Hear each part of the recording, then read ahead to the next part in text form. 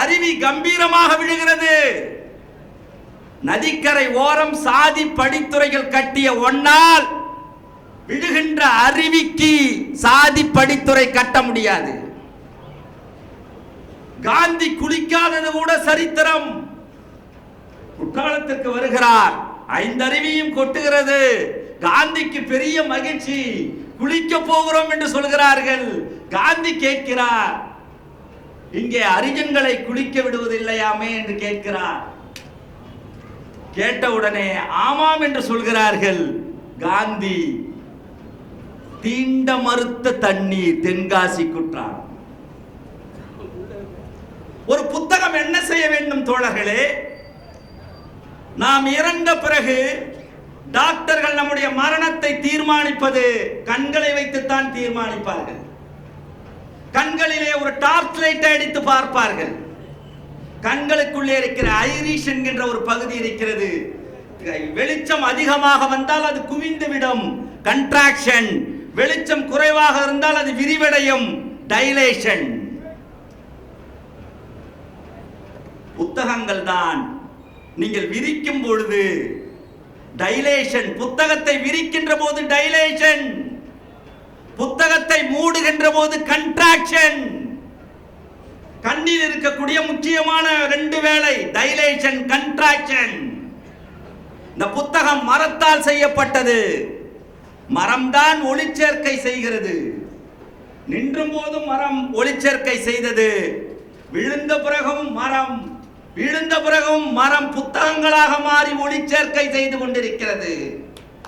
தரையிலே கட்டிய தேன்கூடு புத்தகங்கள், கிளையிலே கட்டிய தேன்கூடு அல்ல, தரையிலே கட்டிய தேன்கூடு புத்தகங்கள். மக்கள் தான் விழாக்களை உருவாக்குவார்கள். தீபாவளி யார் உருவாக்கியது? கார்த்திகை யார் உருவாக்கியது? பொங்கல் யார் உருவாக்கியது? யார் உருவாக்கியது? மக்கள் தான் திருவிழாக்களை உருவாக்குவார்கள். குறித்து வைத்துக் கொள்ளுங்கள், தமிழ்நாடு அரசு ஒரு புத்தக திருவிழாவை உருவாக்கியிருக்கிறது. திருவண்ணாமலை புத்தகத்தை நம்முடைய கலெக்டர் அவர்கள் வந்து கொண்டிருக்கின்றார். என்னுடைய உரையை இத்துடன்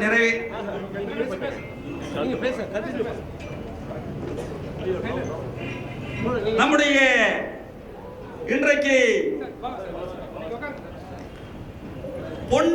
ஷால்ஸ்ங்க, நம்முடைய முதலமைச்சர் தளபதி மு.க. ஸ்டாலின் வந்த பிறகு ஒரு அறிவிப்பை கொடுத்தார். என்ன அறிவிப்பது? நம்முடைய நீதிபதி சந்துரு அவர்கள் உயர் நீதிமன்ற நீதிபதியாக இருக்கும் பொழுது, எனக்கு குளிரவில்லை, யாரும் பொன்னாடை எடுத்து வராதீர்கள். நான் பசியோடு இருக்கவில்லை, எனக்கு பழங்கள் வேண்டாம் என்று ஒரு அறிவிப்பு வைத்திருந்தார். நம்முடைய முதல்வர் அவர்கள் வந்த பிறகு தமிழ்நாட்டிலே மிக அழகான டிரெஸ் எது என்று நினைக்கிறீர்கள்? கோட்டு கிடையாது, சூட்டு கிடையாது. பிறகு வேறு எது மிகவும் அழகான டிரெஸ் என்று நினைக்கிறீர்கள்? எந்த டிரெஸ்ஸும் மிக அழகான டிரெஸ் அல்ல.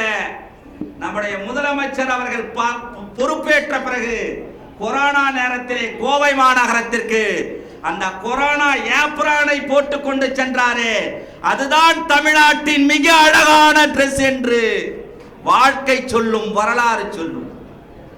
இப்ப நம்முடைய இந்த ஆண்டு ஒரு புத்தகத்திற்கு மிகப்பெரிய திருவிழா. அது எது என்றால் constitution of India. Constitution of இந்தியாவிலே எத்தனை வார்த்தைகள் இருக்கிறது? 1,45,375 வார்த்தைகள் இருக்கின்றன. 1,45,375 வார்த்தைகள் கான்ஸ்டிடியூஷன் ஆஃப் இந்தியாவிலே இருக்கிறது. அந்த புத்தகத்திற்கு இந்தியா முழுவதும் விழாக்கள் கொண்டாடி கொண்டிருக்கின்றார்கள்.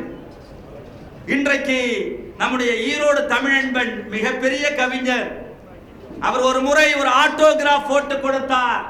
அந்த ஆட்டோகிராஃப் இன்றைக்கு வரலாறாகி இருக்கிறது. என்ன தெரியுமா அந்த ஆட்டோகிராஃப்? தங்கமாக இருப்பதை விட இரும்பாக இருக்க விரும்பு, தங்கமாக இருப்பதை விட இரும்பாக இருக்க விரும்பு. ஏனென்றால் இன்று ஆபரணங்கள் அல்ல, ஆயுதங்களே தேவை என்று இந்திய வரலாறுக்கு தமிழ்நாடு இரும்பு சத்து கொடுத்திருக்கிறது. இந்திய வரலாறுக்கு தமிழ்நாடு இரும்பு சத்து கொடுத்திருக்கின்றது. எங்கு பார்த்தாலும் புத்தக திருவிழா, எங்கு பார்த்தாலும் புத்தக திருவிழா. அந்த புத்தக திருவிழாவில் தான் நம்முடைய அண்ணன் எவா வேலு அவர்கள் திருவண்ணாமலையிலிருந்து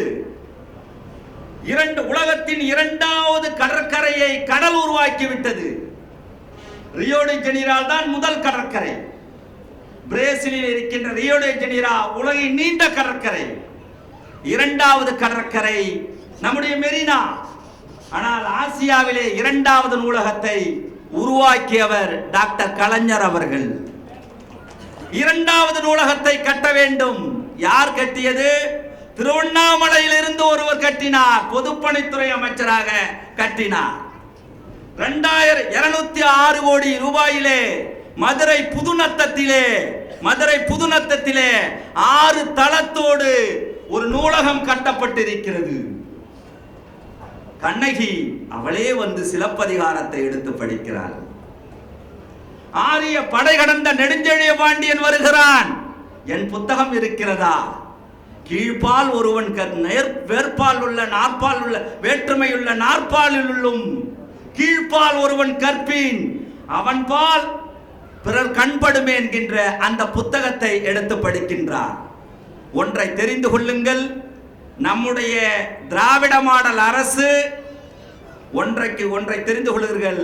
மனிதர்கள் தமிழர்கள் 2 பக்கங்கள் உள்ளவர்கள், முன்பக்கம் பின்பக்கம்.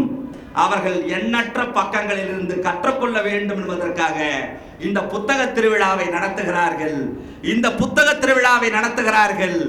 யாராவது ஒரு பையன் குனிந்து படித்தால் நம்முடைய அண்ணாமலையர் அந்த தீபத்தை கூட அவனுக்கு ஒரு மேஜை விளக்காக வந்து பக்கத்தில் வைத்து நீங்கள் படியுங்கள் என்று சொல்வார். கார்த்திகை தீபம் இனி குனிந்து படிப்பவர்களை சுற்றி மட்டுமே சுற்றப்படும். நம்முடைய மலை சொல்கிறது, என்னுடைய 12 நிலாக்களை விட இந்த 10 நாட்கள் ஏற்படுத்திய வெளிச்சம் அதிகம். என்னுடைய கிரிவலம் வருவதை போல திருவண்ணாமலையிலே ஒரு வரிவலம் வந்து கொண்டிருக்கின்றார்கள். நீங்கள் ஒரு ஆக்கப்பூர்வமான நெருப்பை புத்தகத்திலே அடைத்து கொடுத்திருக்கின்றீர்கள். அந்த வகையில்தான் பவா சொல்லதுரை போன்ற மிகப்பெரிய அவர்தான் சொன்னார். ஒரு இடத்திலே சொன்னார், நான் பாரதி கிருஷ்ணகுமாரை பற்றி எழுதி கொண்டு போகின்றேன். என்னுடைய வலதுகையை நிறுத்த முடியவில்லை, என் இடதுகை வந்து என் வலதுகையை பிடித்து நிறுத்தியது என்று. நம்முடைய மாவட்ட ஆட்சித்தலைவர் வந்துவிட்டார். அவருடைய நேரம் மிக உன்னதமான நேரம்.